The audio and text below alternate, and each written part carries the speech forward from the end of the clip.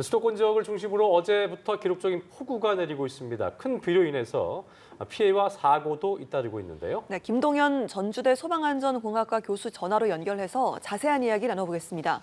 교수님 나와 계십니까? 네, 안녕하십니까. 김동현입니다. 예. 자, 교수님, 내일 아침까지 수도권과 강원 영서 지역에도 시간당 50mm 이상의 강한 비가 예상되면서 추가 피해가 우려되는 상황이고요. 또 네. 수도권 호우 피해가 계속 커지다 보니까 중대본이 대응 수위를 최고 단계인 3단계로 격상을 했는데요. 어제도 퇴근길이 난리였습니다. 이제 곧 퇴근길인데 어떤 점을 좀 네. 주의해야겠습니까? 실제 과거에 2014년 창원 진동면에 집중호우로 버스가 급류에 휩쓸려서 승객 6명이 목숨을 잃은 사고도 있었고요. 예. 2020년도에는 대전하고 부산의 지하차도 침수로 또 사망사고한 사례가 있었습니다. 그래서 이제 퇴근할 때 이렇게 그 물살에 버스가 운행을 하면 조정이 안 되기 때문에 그 바퀴의 3분의 2 이상이 오면 절대 운전을 해서는 안 되고 저지대로 가는 것조차도 이렇게 통제를 잘 해야 됩니다. 하지만 이제 저녁에 걸쳐서 경찰이라든지 관계 공무원들이 할 수가 없기 때문에 운전자는 필수적으로 침수 지역에 문제가 인식이 되는 즉시 운행을 중단하고 좀 우회 도로를 좀 고지대 쪽으로 이동하는 것이 좀 바람직할 것 같고요. 그다음에 이제 그게 아니고 개인 자차라든지 그다음에 개인 도보로 이렇게 퇴근을 하시는 분들에 있어서도 가급적 물살이 센 곳을 좀 피하고 좀 돌아가더라도 고지대로 안전하게 이렇게 이동하는 것이 좋겠습니다. 예, 버스도 그렇지만 운전하시는 분들 특히 좀 퇴근길에 각별한 주의가 필요하겠습니다. 예. 어제는 서울 지역에 집중호우가 이어졌습니다. 특히 강남, 서초 일대 물난리가 더 심각했습니다. 강남역 일대가 이제 침수된 게 처음이 아닌데 이런 일이 네. 계속 반복되는 이유가 있을까요?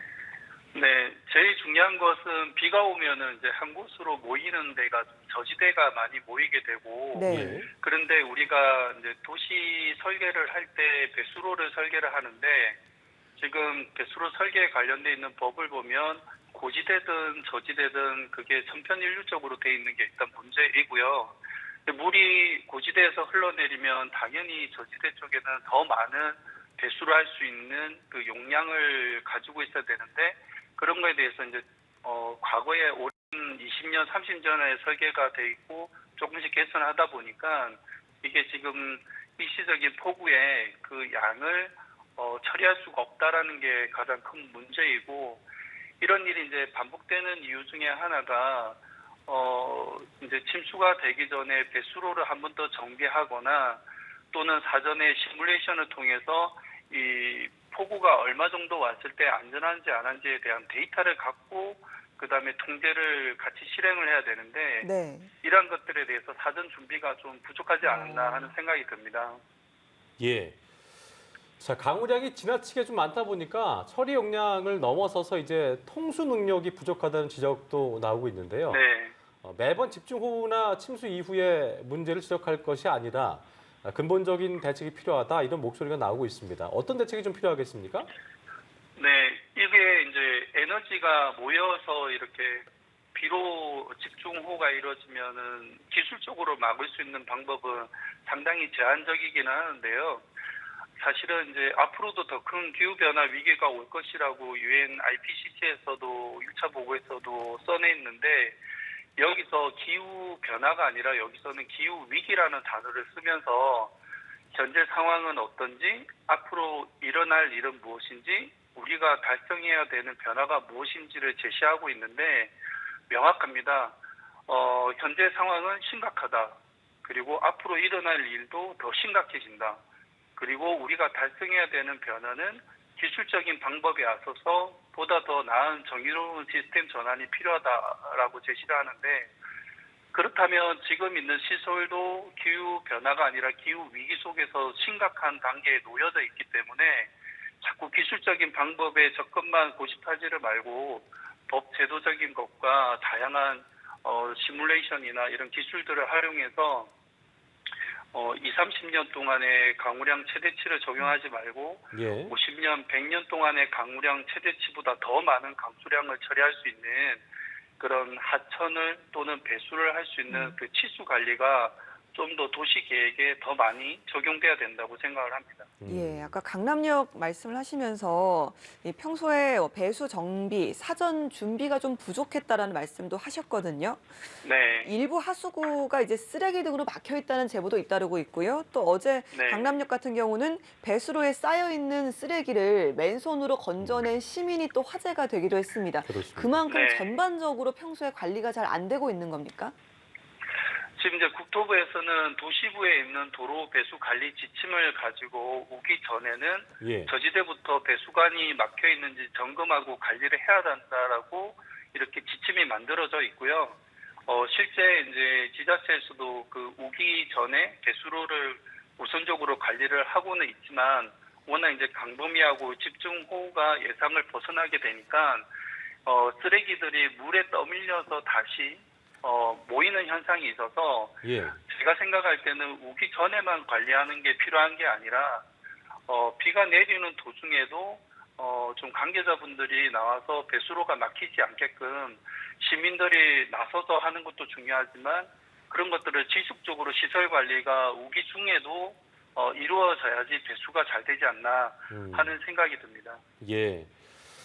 자, 그리고 저희가 뉴스로도 보도해드렸습니다만 서울과 수도권 지역도 이게 이제 산사태로부터 안전하다고 할 수 없는 것 네. 같은 게 2011년 참 충격에 빠뜨렸던 울면서 산사태를 네. 기억하시는 분도 계실 거고요. 오늘 새벽에 네. 양재 지역의 양재 초등학교 근처에서도 산사태가 좀 있었는데 이렇게 호우가 좀 집중되면 주거 지역 근처의 네. 산사태도 좀 우려스러운 거 아니겠습니까? 네, 당연하죠. 그 산림청 산사태 정보 시스템에서는 산사태 우려 지역을 자세히 확인할 수가 있고 예. 이 시스템을 통해서 또 지자체에 알려주고 지자체에서 경보 발령도 하기도 하는데요. 지금 보니까 현재 서울특별시, 인천광역시, 경기도, 강원도 일부 지역에 산사태 위기 경보가 발령이 되고 있더라고요. 이게 왜 위험하냐면 적은 강우량도 지속적으로 비가 내리면 산사태가 날 수 있고 아니면은 지속적으로 비가 내리지 않더라도 이번 같이 폭우가 내리면 토양의 함수 능력이 그거를 벗어나게 되면 물처럼 이렇게 휩쓸려 나오기 때문에 산사태가 많이 이렇게 발생될 수가 있는 거죠. 근데 산사태는 전조 현상을 인지를 한다 하더라도 대피하기가 상당히 어려운 그런 단점이 있습니다. 그래서 산사태를 예지하기는 상당히 어렵지만 그래도 몇 가지 전조 현상이 있기 때문에 시민 여러분들께서는 그런 전조 현상에 대해서 조금 더 주의를 기울이면서 산 근처에 계신 분들은 확인을 하시는 게 좋을 것 같습니다. 그래야겠네요. 예. 우리나라가 이제 산지가 많다 보니까 산사태 위험 지역을 따로 관리하고 있는 걸로 알고 있는데요. 네. 도로 공사를 하거나 산지를 개간한 곳 같은 경우는 미리 또 철저한 대비가 필요해 보이는데 비가 또 네. 앞으로도 많이 온다고 하니까 지금 당장이라도 또 할 수 있는 대비가 좀 있겠습니까? 먼저 공사 현장에서는 산사태 도로 설치 사면이라든지 뭐 다양한 곳에는 그렇게 뭐 천막을 씌워 놓는다든지 다양한 대책을 하는데 이 많은 양이 내릴 때는 공사 현장까지 다 어스러지는 경우가 되게 많고 네. 요즘은 이제 산에 펜션을 많이 짓거나 계곡 옆에 또 집을 짓거나 하는 사례가 많기 때문에 배수로를 확보를 안 해놓은 그런 집들이나 펜션들은 얼마든지 위험할 수 있고 특히 골짜기에는 이렇게 물길이 오면은 그 에너지들이 모여서 더 산사태가 나기가 쉽기 때문에 그런 지역에 있는 데는 특히 더 이렇게 확인을 많이 하셔야 되고 아까 산사태 전조 현상 말씀드렸잖아요. 예.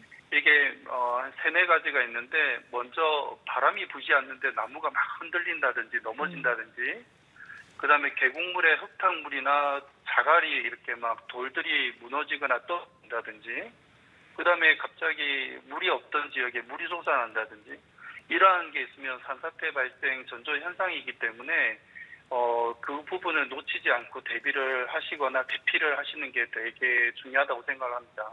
예. 자, 끝으로 어제 그 강한 폭우가 내리다 보니까 차를 버리고 귀가하시는 시민들이 있었습니다. 뭐 저희가 제보 영상 네. 통해서도 확인할 수가 있었는데 이렇게 침수 구간을 운행을 하다가도 그렇고 침수 구간을 만난다면은 굉장히 당황스럽잖아요. 이때 어떻게 네. 좀 대처를 해야 될지 끝으로 한 말씀 해주시면서 오늘 이야기 마무리 짓겠습니다. 네. 일단은 침수 지역에 차가 있으면 문도 잘 열리지 않을 뿐만 아니라 예. 그게 갇혀져 있으면 이제 지하차도 같은 경우에는 사망한 사례도 실제 있었기 때문에 창문을 일정 부분을 비가 오더라도 열어놓는 그런 것도 많이 교통안전관리공단에서 제시를 하고 있고요. 그리고 시동을 꺼놓는 게 중요하고 차를 버리는 한이 있어도 항상 뭐냐면 안전이라는 것은 위험한 곳에서 벗어나는 거거든요. 예. 근데 위험한 곳에서 내가 안에 있다고 치더라도 위험은 존재를 하기 때문에 차를 버리고 또는 차를 놔두고 귀가를 하는 게 오히려 더 안전하다고 볼 수가 있습니다. 억지로 저지대를 통과하려고 하다 보면은 물살에 휩쓸려서 더 깊은 곳으로 물이 모이는 곳에 빠질 수 있기 때문에 더 위험하다고 볼 수 있겠죠.